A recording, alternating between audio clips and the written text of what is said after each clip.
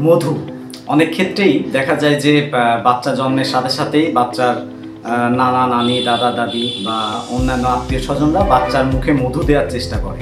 তো বিভিন্ন মিথ প্রচলিত আছে যে বাচ্চার মুখে যদি আমরা মধু দিই তাহলে হয়তো বাচ্চা পরবর্তীতে মিষ্টি কথা বলবে। তো এগুলো আসলে একদমই এগুলার কোনো ভিত্তি নাই। এটা আরও বাচ্চার জন্য অনেক ক্ষতি বয়ে নিয়ে আসে। যেহেতু বাচ্চা কেবল জন্মগ্রহণ করেছে, এই মুহূর্তে তার যে পরিপাকতন্ত্র বা পরিপাক ক্রিয়া সেটা ওইভাবে চালু হয়ে পারে না বা ওইভাবে কাজ করা শুরু করতে পারে না। তখন যদি আমরা মধু বা মিষ্টি জাতীয় বা চিনি জাতীয় কিছু দিয়ে থাকি, সেক্ষেত্রে অবশ্যই বাচ্চার পরবর্তীতে এটা ডায়রিয়া বা অন্য কোনো সমস্যা আকারে দেখা দেওয়ার সম্ভাবনা রয়েছে।